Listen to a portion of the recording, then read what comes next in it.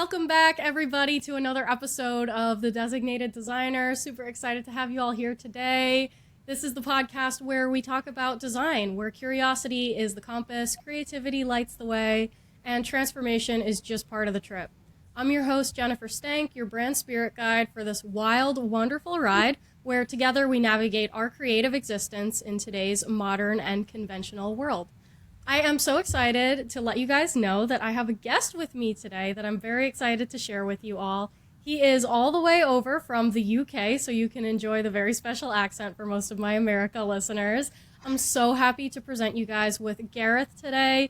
He is the owner-operator of Graphic Studio. He's been in the game for a really long time and has a lot of knowledge and insight for the younger, up-and-coming generation of graphic designers. And without further ado, I introduce you to Gareth. Do you want to tell us a little bit about who you are, what you do, why you do it, and how you found this industry? Yeah, sure. Thanks, Jen. You've sort of very nicely said that, yeah, here's Gareth. He's really old. But yeah, I have been in the game for a long time. So I'm 42 now. And I did. That is not really old. I'm just going to interject. That is not really old. Feel it sometimes, but yeah. I finished my degree in graphics in 2005, and as I exited university, I moved back to my parents because I didn't really know what my forward plans were. So I moved back to my hometown and I actually landed a job in my hometown for a really nice little boutique design agency. So I didn't really have much time between exit of academia and entering into the workplace. Like quite a few of my cohort from university took a bit of time to get jobs, but I was fortunate that I managed to find one like quite quickly. So within 4 or 5 months I was into industry, and that was quite cool. You know, I got going pretty quick, and I was working for a small company called PhD Design, and I was one of 2 designers in the studio.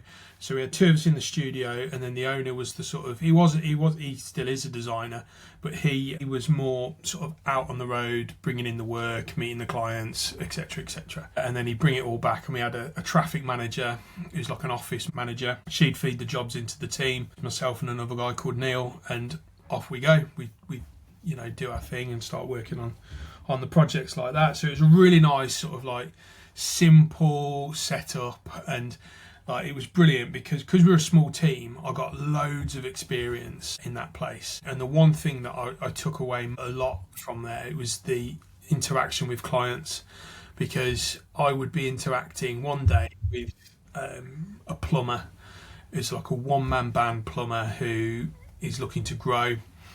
And then the next day, I'd be interacting with a CEO of a massive manufacturing company who make, I don't know, seals for windows, and they sell them across Europe. And I would be direct point of contact for both of those people and the projects I was running for them. So it was brilliant experience, not the type of experience a lot of junior designers get. And it was so good. I stayed there for about 6 or 7 years. I was there for a long time, which is pretty unheard of really in design, because you move around a lot normally, but I enjoyed it. It was convenient for my home life as well. I used to play sport when I was younger, and the job that I had didn't require me to move away, so I could continue playing sport with my team in the UK. I used to play rugby, and so that was important to me at the time as well. And then, I was getting good experience. I wasn't earning great money, I'm not going to lie, but it was I was enjoying my days and, living the dream, I suppose you could say, because it was good fun. So that was me for the first sort of 5, 6, 7 years of my career. And then I had a bit of upheaval in my personal life, and my girlfriend at the time decided she didn't want to be with me anymore and kicked me out. And she did kick me out because it was her house that we were living in at the time. Right. So I had to, she didn't kick me out, but I had to leave. And at the ripe old age of 27, 28, something like that, I found myself moving back to my parents' house because I was now in a position where I was like, oh shit, I've got nowhere to go. So As I say, I wasn't really earning good money, and I didn't have any savings at the time because I didn't really have any option to save, and I was kind of like stuck in this sort of weird place where I felt like I was really going backwards. So at that point, I decided to do something that was a bit out of the ordinary for me. I'd always made very safe, sensible, professional, logical, just very sensible decisions, really, despite being a rugby player who have a reputation in this country of being a bit loopy. I was quite sensible, really, and I'd never done anything that was taking myself out of my comfort zone. So when I ended up back at my mum and dad's, I thought, do you know what? If I'm going to do something a bit wild, now is the time to do it. So I sold my car, quit my job, saved a load of cash, and got myself a one-way ticket to Australia to do a bit of travelling, a bit of sightseeing, a bit of discovering myself, what do I want to do, because I didn't really feel like I was going anywhere fast, and if anything I was going backwards now, being back at home with my parents at nearly 30, which is shit if I'm British. Can I swear? Sorry. Oh yeah. All right, yeah. Yeah, it's safe on this podcast. Yeah. But yeah, so that's ultimately what I ended up doing. So I think it was about 2011. 2011 was it? Yeah, end of 2011. I got on a plane to go to Australia, not knowing how long I'd be there. Bit of cash in my pocket, and off I went. So I was over there for I don't know how long I actually went for, to be honest. I think it was only a couple of months, It was only a couple of months. And Australia was amazing. So I flew to Perth. I had a couple of weeks in Perth on the west coast, which is cool, but there's not a lot there. There's only Perth there. Like Western Australia is just a massive desert, really. So there's once you've done Perth, you've kind of done Perth, and there's not a lot much else to do there. And if you want to sort of go there and earn money and become a builder and help build it, because there's always development going on there, because there's nothing else there really. Constantly developing infrastructure. But that wasn't really what I wanted to do, so I thought, I'm going to move on. So I got on a plane and I flew internally to Adelaide, which is in the south of Australia. And I had a friend who was there at that point. So I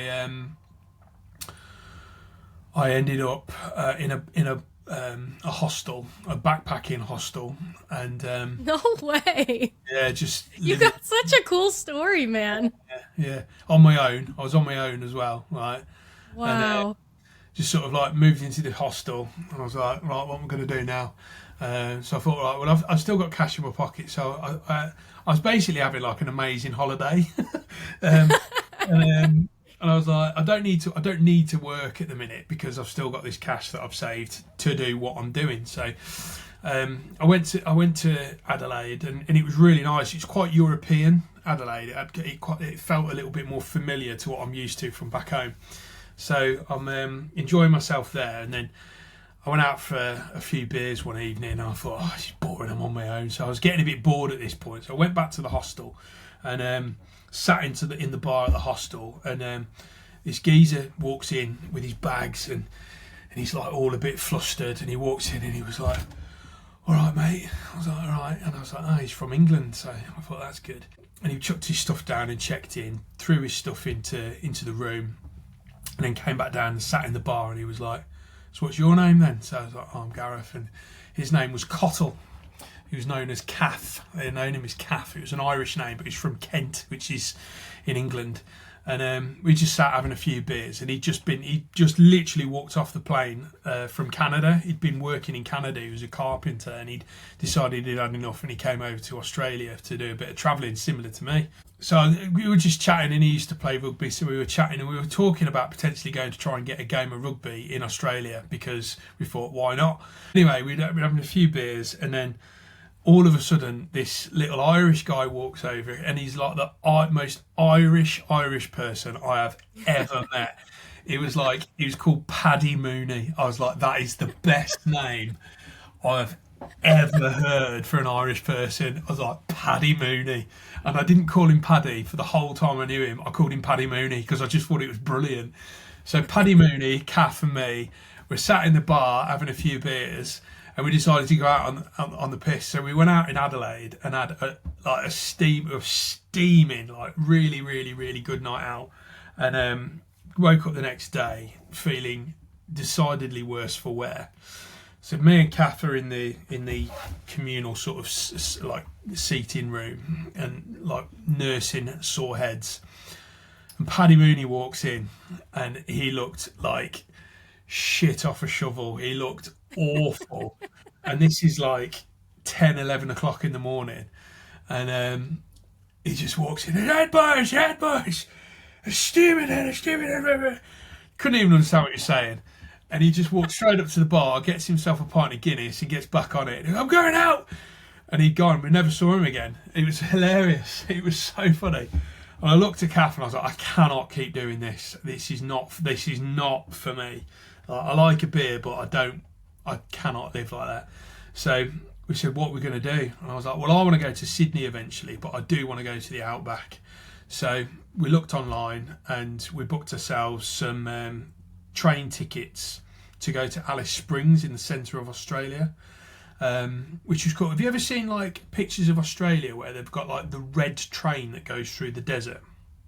I barely even know anything about Australia. Oh, honestly, if you Google the Garn, so Ghan, right? The Garn train goes from Adelaide all the way through Australia, through Alice Springs in the centre of the Outback, all the way through to, oh crikey, I'm going to have to get on Google Earth now and find it. I can never remember the name. Google Maps, the name of the city it goes to. Hold on a minute. Australia. Yeah, no worries. This is so cool. I had no idea because I was really just expecting like, yeah, I worked in industry and I worked this job and I made brochures and then I went here and I went there. It's like you had a whole life seeking. And I just want to take a minute to talk about how important that kind of stuff really can be. Because when you start talking about your story, I was shocked at how similar it is to mine, even though I'm like younger on my journey and earlier in my story. But it was like I was dating my fiance for the first part of like starting my business and everything like that. And it got to a point where I was trying to plan a wedding. I was trying to start my business. I was working full time and being worked like a dog and trying to have some shred of a personal life. And it all came crashing down on me. And it got to a point where it was like, we split up. We made the decision to break up, engaged. And I was like, don't know where to go. So here I am, 27 years old, moving back home to my parents in the midst of my business being founded. So I ended up moving back home to my parents. That was really hard because in the entire time of my career, it's like it was from university to an apartment near my first job, back home to my parents to save money so I wasn't paying rent. Then I found my fiance, so we move in together because we were getting serious. Then we break up. Then I go back home to my parents. And then once me and my fiance decide, everything, the dust is settled, we realized like we really can't live without each other. And we came back together to give it another go. And it was like, honestly, the best experience ever. Like our relationship is so much stronger, so much better. Everything that we had problems with is like remedied. But so much was shaken up. And it was like I had no sense of direction. I didn't know where to go. And I started to rely on just finding myself. I would go explore. I would find a new place local. I would just try to like go see some new sites and just kind of find myself a little bit, because when life is kind of giving you those waves, you have to learn to surf and you have to kind of find that peace within yourself and find that sense of direction in order to figure out where you got to go next. So it's like, it's crazy how similar it kind of sounds. Both of our journeys have been, even though they've been so different, there's similarities. It's cool. Yeah. Similar age as well. I was about 27, 28 at this time as well. It was, and I literally, I was like, I'm having a quarter life crisis. I had no identity anymore. Literally. Like, I had my whole future mapped out. I had everything planned. I was going to get married in 2023, have kids by then, like all this stuff I had planned, and it was just like everything got upheaved. I had no sense of direction. I couldn't tell which way was up. I had to move home, and I didn't even have a bed to sleep in because my bedroom was being used as storage. So it spent me the first week of being home just cleaning out all of my childhood stuff so I had a bed to sleep in. Wow. And still run my business full time. So it was just a lot in the early stages, but It's hard, isn't it? It is hard. Like life does throw you some curveballs, and you just got to roll with it. But at the same yeah, time, you got to live it as well. And you got to enjoy that journey. Even when it's like ups and downs, you do have to enjoy the downs as much as you enjoy the ups for sure. yeah. No, absolutely. Wise words, and I there's a lot happened in those early days. I mean, this is a point. This whole sort of period when I was in Australia was like a real sort of period of time where I was like really working out what I wanted to do, and I was like, Right. to say 27, 28, not really sure. I was quite up until this point. I was quite happy. I loved rugby. I was never going to be a professional player, but I loved rugby. I was half decent. I was probably not as good as I thought I was. I was probably more enthusiastic than I was good, but I loved it, and I loved the camaraderie with my teammates, and we'd go out for beers at the weekend, and life was great, and I was living life as a 20-year-old man, 20 to 30-year-old man, just having a laugh, enjoying it, but not really thinking ahead. And this whole trip to Australia was about that, really. It was about working out what the frickin' hell I was doing with my life, because I just couldn't be in this loop forever and a day. And that night out, when I went out on the smash with Kath and Paddy Mooney, was like a real moment of like, yeah, I can't keep doing this. This is ridiculous. And then, like, anyway, where we were there, like, I found myself on this train called the Garn train, which was going through the centre of Australia from Adelaide to Darwin, the North Point. On halfway point was Alice Springs. It was a day on the train, 24 hours from Adelaide to Alice Springs. Right. Wow. And we bought the cheap seats, so they didn't even recline. They said they reclined, but they reclined about 3 inches. And it was really funny because we got seats and they were separate. So I was here and Kath was sort of like one in front of me on the aisle. And we settled in and we put our bags in there. And this big, hairy, fat man comes and sits next to Cottle. And he was sort of looking at me like, oh my God, I've got 24 hours by this big boy. And then, oh, wow. And then there's two Swedish girls come and sit next to me, and he was looking at me like you jamming it. So I've got 24 hours sat next to these two. Excellent. That's funny. But we ended up on this train, and then we get off on at Alice Springs, and we go to another hostel, and then we book onto like an outback tour where we have like, I think it was about 4 days out in the bush. Like living like an Aborigine, basically. Like we didn't have any tents. We had a bus to move around on with a guide, and we had sleeping bags that we brought ourselves. And then they go into these, like, I think they call them swag bags, but they're like Hessian sacks that you put your sleeping bag in, and then you zip it up. So literally, the only thing that you can see is like here, and then there's like a flap that you pull over, and you're literally cocooned in this like bag and you just slept on the floor. It felt like Australia. So up to this point, Australia to me had just felt like a load of different big cities that I've been to, like Perth and Adelaide, and then now I'm sleeping in the dirt with my mate and a load of other random people that I'd never met before, like just experiencing like the outback and the bush, which was awesome. And we walked around like Kings Canyon, which is an incredible place. We went to Uluru, which a lot of people know as Ayers Rock, which is the big rock in the middle of the desert, the Red Desert. And we had like breakfast there it was an amazing experience. And we had a few days there, and then we were like, right, what we're going to do next? So I was now travelling with, I've got a buddy now. So it was quite funny because like during that time in the outback, it was like we were older than everyone else there. We were all in our sort of like, Kath and I were like late 20s. Everyone else was like in the late teens, early 20s, and we were sent Really? out. Yeah. So we were quite older than everyone else. And we pull up and we're like, right, we're going to make a campsite. So I'm quite happy outdoors, and so was Kath. And we were sent out into the bush by the tour guide to get firewood. They were like, right, we're looking for bits of wood that are as thick as your arm, so that'll burn well. We don't want anything as thick as your fingers. And we were sat chatting for a bit, and all of these people went off, and they started coming back with tiny twigs that were no good to anyone. So Kath and I, we went out and like started ripping out trees basically and brought it all back, and we sort of built this bonfire, and everyone was like, "Oh my god, like you're amazing," like, you know. And it's like, no, we just listened to the instructions, you know. So now we became like the dads of the group, and it was an amazing experience actually. And I started to at that point I started to actually feel like more of a grown up. Like the first time in my life, I think I'd started to feel like a proper grown up, and that was quite telling really. From there, once we got back to the hostel after the tour, we flew to Sydney.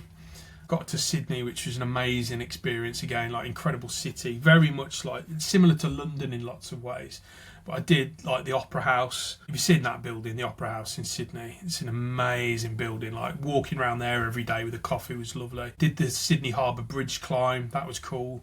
Got some amazing pictures and amazing memories, and like literally spent every day winging it, like from day to day. And then all of a sudden I started to get twitchy, like the bank balance was starting to run a bit low. Kath was thinking about going to New Zealand. He was getting a bit bored of Australia as well.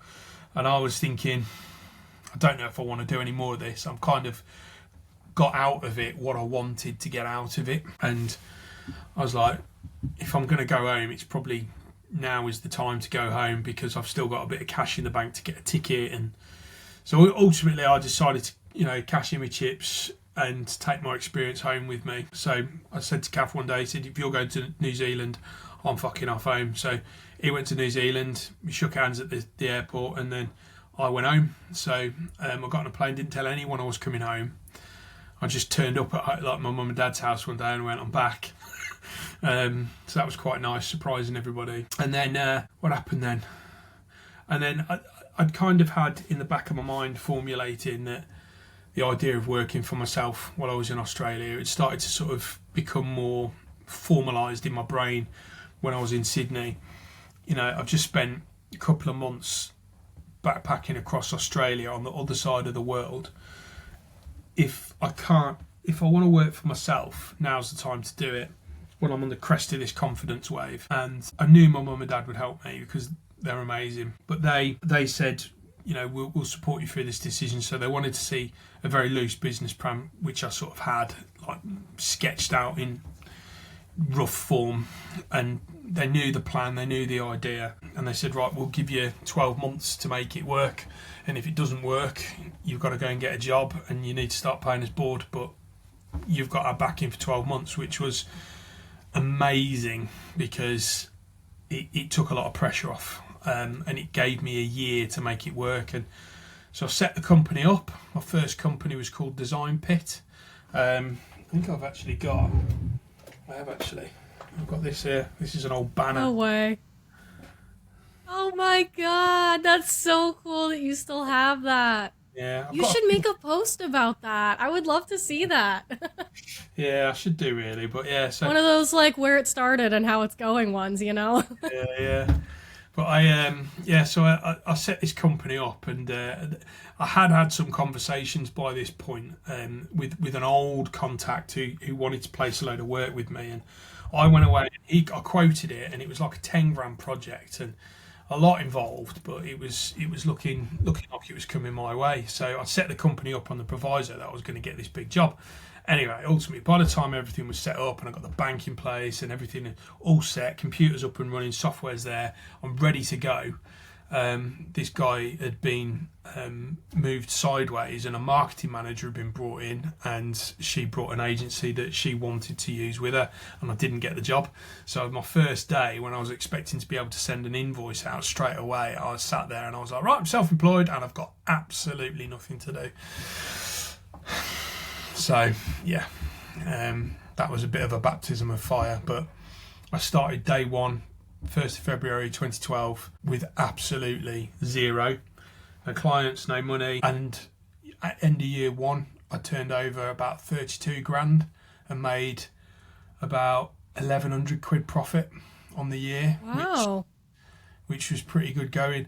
And that was literally just grafting, just going out, meeting people, shaking hands, going to networking groups, building a network of real people, handing out business cards, just trying everything I could try to get work, and it was hard, but it's hard for everyone. And you gotta realize too, back then social media was not what it is today, so that wasn't even an option on the table for marketing and getting your name out there, really. Nope. How was that? Like, what was that like, not having social media? And kind of like, considering that when you started and you were kind of going out there, getting your name out there, shaking hands with people, getting into like networking groups and networking connections and things like that. And now we do have social media, and you're still running your business and you're running it really well. And you're kind of using social media now a little bit more to kind of help promote your business. Have you seen a big change overall, like since social media has kind of been on the rise? Yeah, definitely. I mean, we've all seen it, haven't we? Like, social media is a massive part of general life. Forget business, just life in general. When I was setting my business up, Facebook was in its infancy. Twitter was a big thing. But I started to use it quite a lot back then. So I amassed a following on my Facebook page for Design Pit, and I had about 1,500 people following me, which at the time was quite a significant chunk of people. Oh yeah. And I would harness as much as I could through that, really, trying to sort of build on that reach. I mean, like 1,500 people now is not a lot, but like back then it was a significant sort of chunk, really. But I did a lot of shaking hands at networking. I did a couple of exhibitions where I'd take my pull-up banner and a table full of leaflets and just chat to people, just to meet people. This is the thing I think that the industry today struggles with, is designers want work to come to them, and it don't work like that. Not even with social media. You still, I mean, you network, you go to your B&I meeting, don't you? And yeah, you're doing it like properly, because if you can't, I always think if you can't hold a conversation, look someone in the eye and have a conversation with them, then you're not going to be able to work with them. So there are, and I appreciate, you've got to be a certain character to be able to do that. But if it's not you, you need to learn. You need to. That was the big thing for me, like, because I never was that type, and this whole networking thing has been so new to me, and I really do just want to take a second to speak on it, because I think it is so important. Because when I started my business, and as a graphic designer that is new this day and age, immediately our first thing to do when we start doing research about how to start a graphic design business is we take to social media. And immediately you're flooded with all of this, like, can help you get to a 10K business or a 10K months, or buy my course, take my lessons, do my coaching, all this kind of stuff. And there's some amazing people out there offering high quality coaching, high quality courses. But the vast majority these days, it's not so high quality. It's a lot of just random influencers recycling the same stuff, and you're really not getting quality, but they're putting a high price tag on it. And social media just got really like overwhelming when I was starting my business, and I thought, by what I was seeing, I had to have a huge social media following in order to be a successful business owner. Yeah. By what I was seeing, like, immediately I was led to believe, if I don't have a huge social media following, I'm going to fail as a graphic designer, by what I was seeing. And I came to learn very quickly how inaccurate that initial thought was. And the more that I started to do these things, because social media, it was like, I was dumping all this time into Reels. I was doing the trends. I was doing everything that everybody else was doing, but I was not getting the views. It was literally like the 200 view jail. And I did not like filming content. It burned me out. It made me miserable. It didn't feel like me. I didn't really feel like I was being who I was. I felt like I had to pretend to be somebody else to film this content. And I started putting this content out there. I didn't really get a ton of views or follows or anything, and I was getting no clients from it. I was getting no work from it. And it got to the point where the cash started to dwindle, kind of like you were saying at the end of Australia, like the cash started to get a little low and you started to feel a little bit of heat. And it got to the point for me where I stepped into my business, first year in my business. I had amassed a huge savings to get me through my first year. And that was kind of how I approached it. And I started to run out, especially in this economy these days, especially in America. And started to kind of run out of money towards the end of my first year in business. And I had a hard look in the mirror. I said, if I don't do something, this is going to come to an end. Yeah. And I didn't know what to do. I didn't even think about networking events. I didn't think about going door to door. I didn't think about real person interaction. And I was really starting to get overwhelmed that my business was going to collapse. And right around that time, I was on Facebook and I saw a Facebook event pop up for a local networking event mixer with the Chamber of Commerce. It was like a speed networking event. And I was like, this is great. And it was free. It was open to the public. You didn't have to be a member of the chamber to participate, but then they would try to sell you on the membership when you got there. So I ended up participating in that event. I went all around, talked to all these business owners, booked a job that day, booked a job, $5,000 job.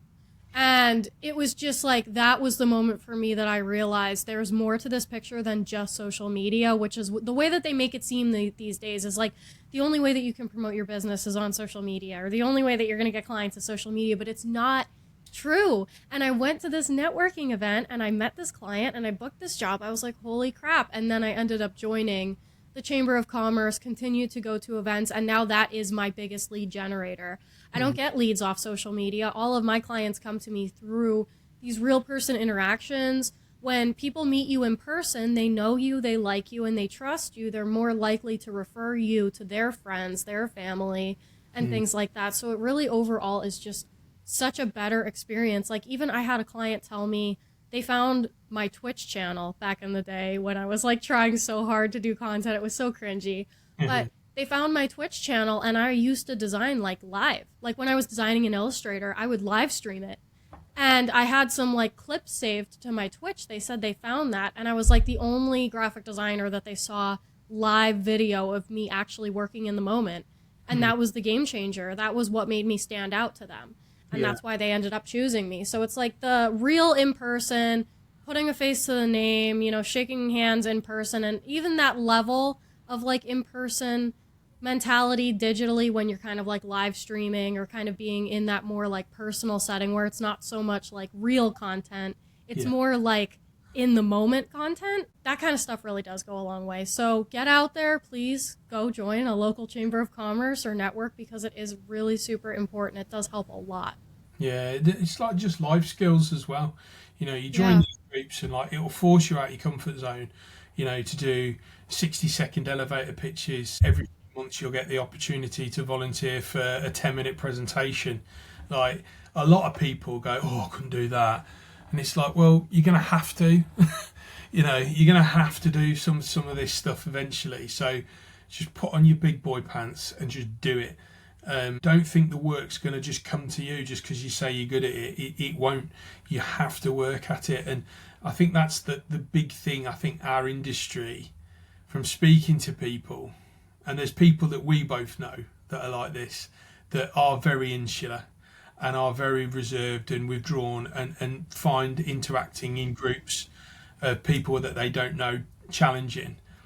And I get it. I totally understand it. But you have to, like, the biggest sort of periods of growth that you'll ever find is when you're feeling a bit uncomfortable. Absolutely. I couldn't have said it better. Like, truly, growth does not happen within comfort zones. It doesn't. No. And every time that I had to push myself out of my comfort zone, I have never regretted it. It was incredibly uncomfortable in the moment, but there was never a moment, kind of like working out, like you never look back and say, man, I wish I never did that workout. I feel terrible. You never say that. It's always, I'm so glad I did that workout. I feel great. I feel better. I feel more energized. You know, it's always a positive thing when you push yourself to do that uncomfortable thing, and it's so much the same when it comes to design. It's like every time that I tried to push myself to get up on a stage that I didn't want to be on, I never regretted it because it made me a better speaker. And that was the primary reason I joined BNI, because when I joined the Chamber of Commerce for one of their events, they actually nominated me to be a guest speaker out of out of 40 attendees, I got nominated as one of the 3 guest speakers. So that was like super cool for me. And I was like, yes to the opportunity, because I do want to go on to be a speaker someday. And I need the practice because I'm bad at it. So I went up and my voice was shaking the whole time. I could not steady my voice. I could not steady my breathing no matter what I did. And it was embarrassing, but I knew how much room for improvement I now have to work with. You know, sometimes just taking that first step, it can be really uncomfortable and embarrassing and you can feel shameful, but it's so important to get that out of the way, because now you know how much growth has to occur until you get to your goal of being a speaker at a big event or whatever. So that stuck with me, and I was like, okay, I clearly have a problem with public speaking. How can I remedy this?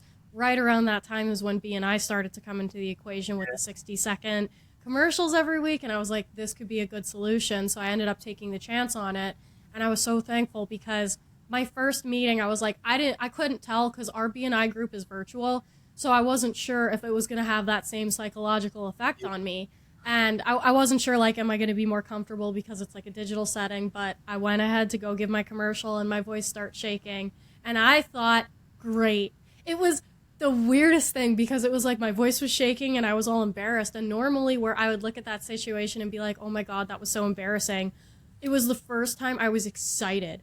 I was like, that's great. Because now I know if my voice is shaking in a virtual setting, I'm not like using that virtual setting as a handicap. It's still affecting me the same way it's going to affect me in real life to a certain degree, and now I can improve on it. And every time I had to give my commercial, my voice was shaking less and less and less. And it really does become a practice you have to do, because you're not going to get better any other way. And like, it's that whole thing, isn't it? If you keep doing what you've always done, you'll always get what you've always had. Yep, It's so exactly. true, that. And you know, you just have to take yourself out of your comfort zone, like, without a doubt. And it is important. And you're living that now. You're doing this right now, and it's so important, I think, for any young designers coming through. Just be prepared to be uncomfortable. You know, Yeah, you're for sure. good at what you do, but it's not the work that you need to work on. You need to refine your craft, obviously. You need to maintain your standards and your levels, but it's the other stuff that I think designers and creatives generally struggle with. It's the other bits. Yeah, very cool. Do you want to tell us a little bit about what happened after you opened your first design agency? Yeah. So Design Pit ran for 13 years. I ran it for. It grew. So after 3 months, I got to a point where I needed a dedicated space, because the corner of the spare bedroom at my mum and dad's house wasn't enough. So I actually went and I had a mate who'd set up his business about a year and a half before me. He'd got a bit of backup from his father-in-law, but he was making moves and doing all right. He was farming a lot of print, and he wasn't charging properly, but he'd got the volume. He got the volume. His father-in-law was funneling him work, and he'd got more work to do than he knew how he was going to fit it in. So I spoke to him and I said, look, dude, I need an office. Is there anywhere in your building that might be able to cater for me? So he put me in touch with a geezer called Matt. Matt Fillingham, his name was, lovely guy, and he owned the building, and his business was on the bottom floor, and he rented out the offices upstairs. So it was on like an industrial park, and it was like an old industrial unit that had been kitted out and fitted out as offices. So it was an interesting building, but it would do the job, and it was cheap. It was cheap as chips. So I think I paid about £300 a month. And wow. If only that were still possible today. And I had this really nice big office that was bigger than what I've got here. And, I've got a desk. He gave me a desk. Literally just brought my stuff, got myself a key. That was that. I had a dedicated space, and there was a little intercom on the door. It said Design Pit, and you'd push it and it'd ring my office line, and it was really good. It was really, really good. And it worked like perfectly for a good 12 months, 2 years. And then I got to a point where I was like, this is great, but I am on the back end of an industrial estate near manufacturing plants, and this building is a bit grotty, really, and it didn't really paint the picture that I wanted it to paint. And clients coming to me, it didn't really tick the boxes. So I started to look for something better, and I found one. It was literally 5 minutes drive up the road from where I was. Much nicer, much more professional. About 500 quid a month, so prices were going up. It was smaller, but my God, it was much nicer. And it had dedicated meeting rooms, a reception area. It just felt the right thing to do. So I moved there,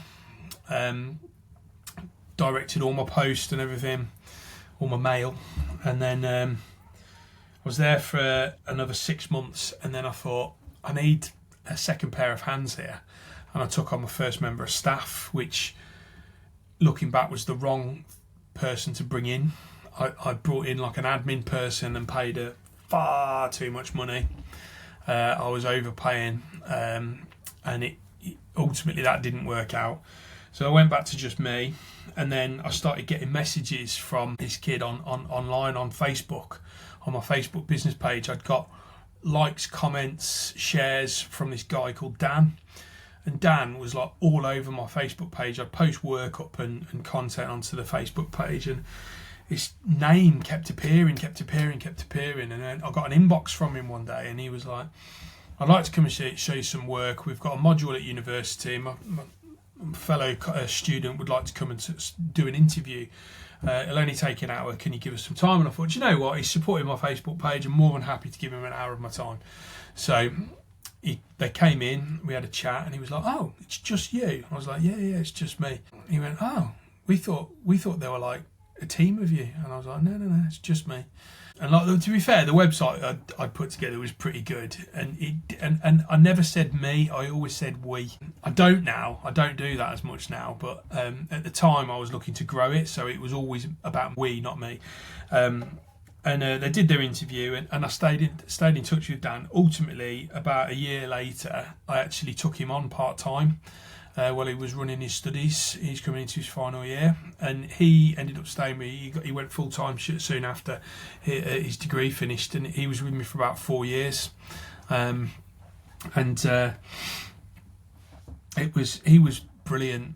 Dan Hollyoak, his name, was a brilliant designer. He's now gone into like motion image, and he's like, you know, those designers that are like super technical, and they could just look at a computer software, like a piece of software on the computer, and just go da da da da da. Yeah, I know that works now. He was one of them, and I was like, he come in and like, he's forgotten more about Photoshop than I actually know about Photoshop. He was just incredible, like really, really talented guy. And sometimes like he'd do stuff, and I'd be like, "You bastard, how can you be that good?" And like, I'm this shit. You know, he was so funny. But our skill sets complemented each other, because he was really good with like technically. I'm not bad. I'm not shit, but I'm not amazing. I wouldn't say. I know enough to get by, and do what I need to do. But he was exceptional. But if you put him in front of customers, he would melt. Like, he was really, really, like, you know, and we worked on that, and I did help him. I think I helped him develop and grow a little bit, and you know, by the time we parted ways, he was a completely different person. So that's awesome. That's got to feel good as a boss, though, doesn't it? Yeah. I still speak to him now and again, like on, you know, the odd text message on birthdays and Christmas and that. He's a lovely guy, and he's got married, and I think he's got 2 kids now, and he's doing really well. So you know, he was brilliant. He was, and yeah, there were some other people that I brought in. I brought in a brilliant apprentice called Eve Cooper, who was an illustrator, such a talented artist, like brilliant artist, and she wanted to sort of turn her degree in illustration into a career in graphics, and she was with me for about a year. And she was fantastic, really, really good. There's been some other ones as well that didn't work out quite as well, but we'll leave those for another day when we're not recording, maybe. I feel like that's like that with everything, though. You know, as a business owner that is put in charge of managing a team, I feel like that can be a really difficult thing. And honestly, that was one of the main reasons I really wanted to bring you on this podcast, is because I know that there's a lot of designers out there, and I know even Morgan had mentioned something on one of Vicky's co-working calls about being curious about what it really looked like to kind of manage a team, what that looked like as a boss. Even though it was like a smaller team, you're not managing anything in the 50 to 100 people range, but managing a small team as a graphic designer and creative person in general, like, how was all of that? You know, what were the pros? What were the cons? Like, what were the things where it really came in handy, and the times where maybe it was more of a setback than something that was more helpful, you know, all that kind of stuff. Because I feel like the younger generation is very curious about what that looks like. Yeah. I wouldn't do it again. And I mean that with the utmost sincerity. I would not do it again. If I can go through the rest of my career without employing another person, I would be a happy man. It was in graphics. You think taking on another designer is going to expand capacity, which obviously it does. You've now got twice the amount of time, probably more than twice the amount of time, because if you're out doing the sales, your time's split. So if you're doing client side and a bit of design, you've now got someone who, when they're in work, can be doing pure design. They're completely and ultimately chargeable every hour that you've got them, if you can fill them up. The challenge is always filling them up. We all have busy times, quiet times, and yeah, it's hard. I had a period of time for about 3 or 4 years where December payday comes and I paid everyone, and there wasn't enough left for me. So at Christmas time, I had no cash, and that happened about 3 or 4 years running. So I don't really need to say much more about how shit that was when I've got a baby daughter, back at home. So, and you can't really share that with your staff, with your team, because it's not their problem. It's not your decision to employ them. I didn't have to take people on. I could have done, I could have just carried on the way I was going, but it was my decision to try and grow. If anyone's thinking about taking on an employee in their design business, I would exercise caution. I would interview, but try and make potentially anywhere between 3 and 5 interview touch points, where you have maybe a more traditional interview, and then you get them to come in and have a chat with the team, more informal, and then maybe get them to come in and like shadow for an afternoon. It's asking a lot of that person, but if they really want to be there, they will make the time and they'll make the effort, because you've got to really know that person, and you've got to know that they're the right fit. I thought I did that, and it turns out I'd not done it well enough, because I took on one person and it did not work. I don't really want to sort of dwell on this point too much, because it wasn't a particularly nice period of time for me on a personal level, because I felt really uncomfortable and out of place and not wanted in my own office, and it was my business, and it was one person that did that. So exercise caution and protect yourself, your sanity, as well as your bank balance. Yeah, for sure. And do you think that in that situation that maybe having, I know business coach is a buzzword for us in our little co-working group, but I know that there are good business coaches out there, as well as there are the bad ones that just try to convince you that there's something wrong with you and then fix just an insecurity issue and make it seem like they made your business grow. I know there's those business coaches out there, but there are also credible ones. Do you think that having a business coach in to kind of oversee the interview process would have kind of helped remedy that kind of situation? Or do you think it was just, it was what it was? Hindsight's a wonderful thing, isn't it? Like, yeah. I've worked with coaches in the past. And generally the ones I've worked with have all been pretty good.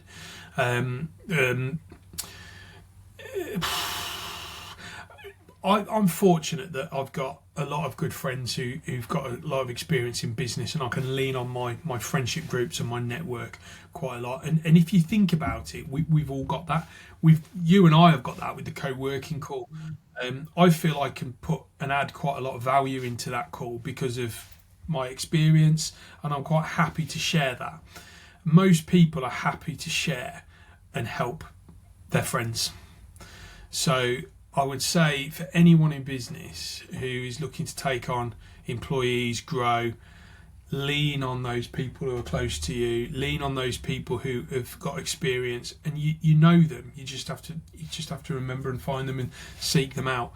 If you ask someone for help, if they're a nice person, they will help you. You know, so yeah, for sure.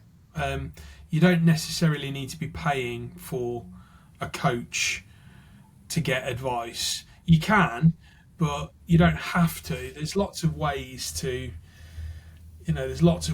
do this, and it's not the be all and end all that, do you need a business coach? At some point you will, but it's different for everyone. Some people might hate the idea of that. I'm quite open to the idea of a coach or a mentor, and it's something that I would, and I have actually put some calls into some good people I know here in the UK about potentially developing my business into a coaching centre for creatives, because I feel like I've got quite a lot of experience to share, and I'm quite willing and happy to share that with people if they want to listen to me.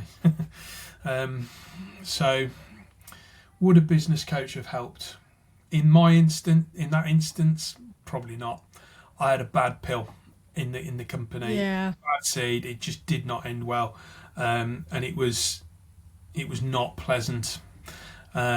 So sometimes it doesn't matter what you do, it's just never going to work. Yeah, I hear that. But hey, let's talk about that rebirth then. So after all of this ended up happening, Graphic Studio ended up being born. Let's talk about that.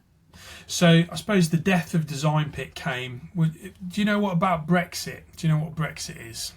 Yeah, so you were kind of cluing me in a little bit. I know you mentioned about Brexit, and I know you mentioned too about this weird scammy company that hooked you on for that contract or whatever, and then that's at that point you were just like, you know what, whatever, have it, I'm dissolving it and starting fresh. So that's kind of, I know bits and bobs, but I don't know the full story. So Brexit happened in around about 2016. There was a referendum here in the UK as to whether we should leave the European Union. Okay, so the UK was in the European Union until that point. Now, it was widely thought that basically, the consensus was now we don't need to leave. We shouldn't leave. We're stronger together. We shouldn't leave. And there was a big political sort of drive from a company called UKIP, the UK Independence Party, who, and I'll say it online because I don't really care, but they're a bunch of racists in suits. They were fucking dickheads, led by a guy called Nigel Farage, who unfortunately is still on the political scene in a rebooted version of this party called Reform.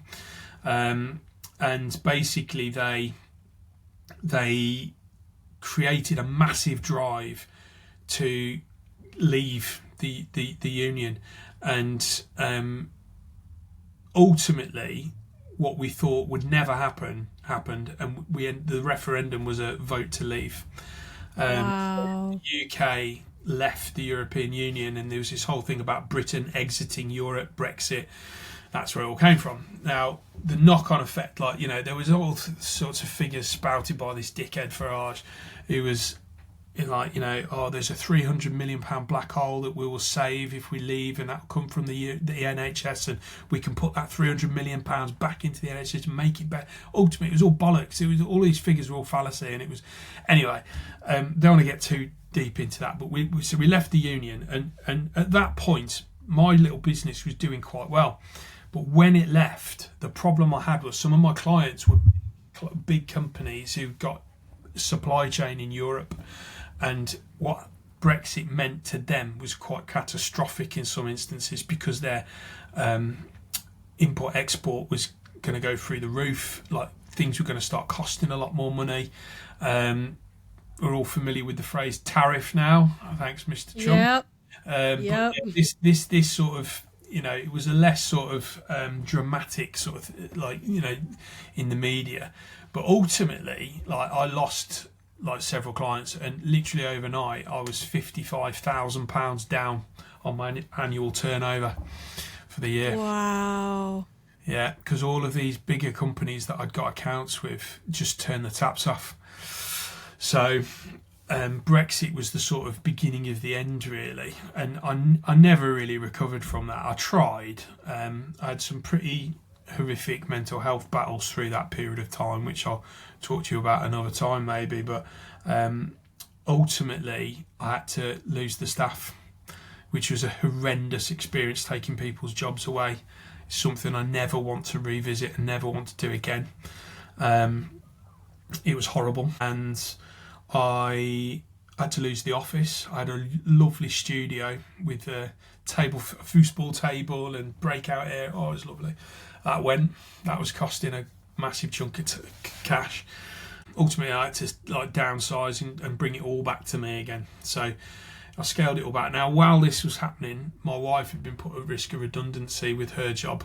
So she was about to like, we weren't sure, but we were pretty, it looked like she was going to lose her job, and ultimately she did. So we were under quite a lot of financial pressure at this point, and our little girl was only 2. So she was a little bit. How old is she now? She's 9. There she is. Oh my God, she's beautiful. Yeah, yeah. She must have been the cutest little one. Oh, she's stunning. She still is. She's beautiful. But yeah, so we were in a real sticky wicket, really. And and I battled on for a few years, and it was so hard. It was soul destroying because there was no profit in the business. Everything I earned was going back. I was literally scraping by the skin of my teeth to pay my mortgage, and it was fucking horrible. And then COVID happened. So, oh my gosh. See, the crazy thing for me is like all of the stuff that I am about to embark on, you were going through when like COVID was starting to heat everything up. Because for me, it was like COVID really didn't impact me too dramatically because I was fresh out of college. I was working my first job. I got to go home to my parents and just F around and play video games because we were all on break. It wasn't like I had a family, I had a mortgage, I had a little one, I had a business, and now you're going into COVID. Oh my gosh, I couldn't even imagine. The first year of COVID was actually a year that helped me balance the books, oddly, which really? was really weird because everyone was panicking about money and like stressing, and I was sat in there like thinking, welcome to the club. I've been stressed to high heaven for fucking 3 years, mate. You know what I mean? Yeah. Like, I had hair back then. So I at the point when we all went into lockdown, about a week or two before, I got called into a client. So I had a client who had are you familiar with the NHS? So the National Health Service is our like free like healthcare in the UK. Yeah. Oh, okay. Okay, so it's called the NHS, the National Health Service. So they had this is a private pharmacy, a prescribing pharmacy, and they were independently financed and owned, and they had a contract to supply drugs for the NHS. Okay. So through COVID, when everything got locked down, they launched a campaign to deliver people's prescription drugs to them to save at-risk people and people who are at high risk of catching COVID and suffering with it, so they didn't have to come out, basically. So contact delivery free of charge. They worked out on the cost to them was about £1 a delivery, but if they could secure more patients, they got more funding from the NHS. So they engaged with me and said, right, we want you to run our social media pages on Facebook in particular, because that's the highest engagement for us. And we want to run campaigns to promote and secure new prescriptions from new patients. And then we will do it. And the hook and the incentive is that we'll deliver all prescriptions to anyone for free. So you don't have to come to the the pharmacy to collect, which is obviously puts them at high risk, because if you've got a pharmacy with people in a queue, those people are probably going to be ill, because otherwise they wouldn't be at the pharmacy, would they? So, Right. so I was billing, like, I was literally working full time from March all the way through to the end of the year. Pretty much, I was full time on this project. So I was creating graphics, I was crafting posts, writing copy. I was literally running their social media, but I was billing them, like I was invoicing thousands and thousands of pounds, and it was great because it was all time. There was no cost of sale per se to me. So it was really profitable work. And I mean, at one point, there was one I did where I brought a couple of mates in, and we made a video about how to collect your prescriptions, and how you can literally make one phone call and not have to come back to the pharmacy anymore. It was quite funny. We did quite a funny video, and we got like 4 or 5 of us in a queue, and I'll try and dig it out and send it to you. It's quite funny. But anyway. Yeah, please do. That's so cool. But yeah, so I did that, and it actually helped me balance my business a little bit. So I was bringing a lot of money in, but we weren't going out. So, and my wife had got a new job just before lockdown started, and we ended up moving 150 miles south to where I live now in that period of time. So we ended up moving here, and the second year of COVID, when we had lockdowns, was the year that I really struggled with it, because I moved away from the area. They didn't want to work with me because I was so far away. So it was a calculated risk, actually. But it was a calculated. We had to move, but ultimately, I lost that contract, and that second year of COVID was really tough, really, really tough.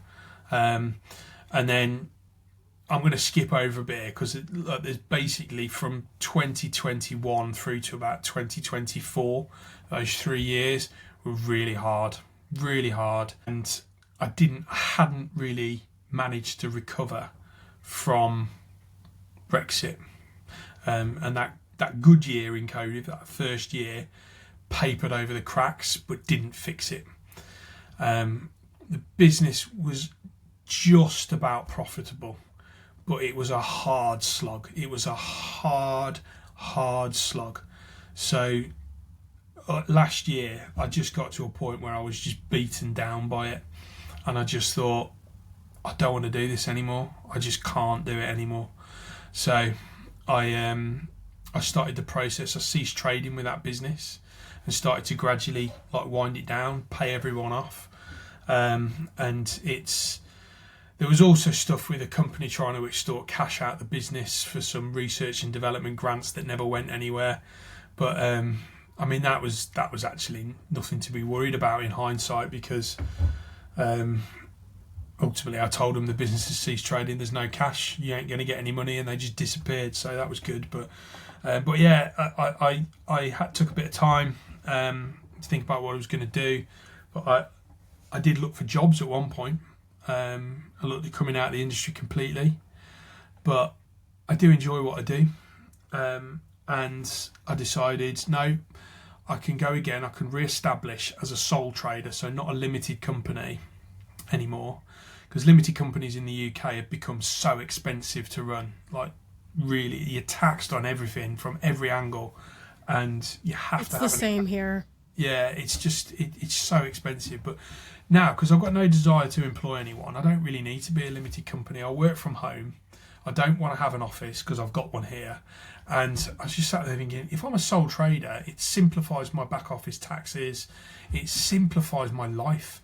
So over the periods of growth that I'd had with Design Pit, my overheads had crept and crept and crept. Bearing in mind, at one point there were like 4 or 5 of us in the business. The overheads were like, if you forget about wages for a minute, but the overhead was like $2,500 a month, just for like subscriptions, rent, the car I was driving, etc., etc. And when all the staff went and the office went, my overhead was still really high, and there was like a level of bloat that just stayed with the company. Subscription costs couldn't be downgraded because I'd gone over on data, or there was there's loads of things there, and I'd also got a truck at this point, which was a beautiful truck, but it was really expensive to run, so that had to be sold.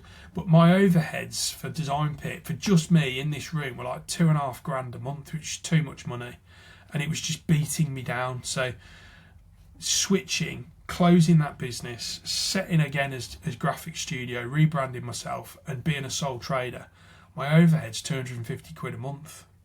Wow, that's crazy. You know what I mean? I think, wow. thinking, why didn't I do this before? Yeah, for real. And it is so easy for the subscriptions to creep. I think it's so important for every creative on the face of this planet to at least one time a year set a day for yourself, the whole day, block off the whole day, whole 8 hours, one day, once a year. Go through all of your subscriptions, everything that you're subscribed through, fine tooth comb. I don't care if you have to dig through ancient emails, dig through your phone, dig through whatever it is that you have to dig through. Dedicate a day, one time a year, to overhaul your subscriptions. Keep an Excel spreadsheet, document them, put them somewhere so you know what you're spending, because this auto pay is a trap. And it's so important to stay ahead of that as a business owner, because before you know it, you have 12 subscriptions. All of them are $60 a month. They're all on auto pay, and you don't even know what's coming out of your business anymore. And you could be saving so much money. So like literally from $2,500 to $250 a month is insane. Yeah, I mean, don't get me wrong, a big chunk of that was my expensive truck, which I do miss. But I've got a picture of it here. I'm going to find it now. Hold on. There it is. I had it all graphics up as well. Yeah, look at that. You'll appreciate this. That is so nice. It was so nice. The graphics are beautiful. Yeah. I kept the other thing as well for me, I did keep changing the graphics because I could. Yeah. It's so easy. Well, that's how we get with our color changes, is like, oh, are we changing the color for the second time this year of the car? Like, yeah, it was but the thing is, every time I changed it, I'd get more work. So, you know, it was almost like a business investment. Yeah. Well, it was all through the business as well, which is why it was, it was overhead at the end of the day. I mean, that was costing a lot of money every month, and but it wasn't. I think it was £2,500 a month I had going out, and that was about £800 a month when you had like fuel, the loan I had on it, insurances, tax, fuel was a lot of money. About £800 a month I was paying for that, and there was no tax benefit to it in the last year as well. So the first 3 years, because I bought it as a commercial vehicle, there was some tax benefits that brought my tax at the end of the year down. The 4th year that I had it, I didn't get those benefits. My tax went through the roof, and I was just like, fucking hell, why have I still got this truck? I don't need this truck. So it was sold, and that paid off a lot of stuff. And I mean, I walk away from that business with nothing, like there's no, but a lot of experience and a better plan and a strategy to do this better. And I do think that graphic is Gareth 2.0.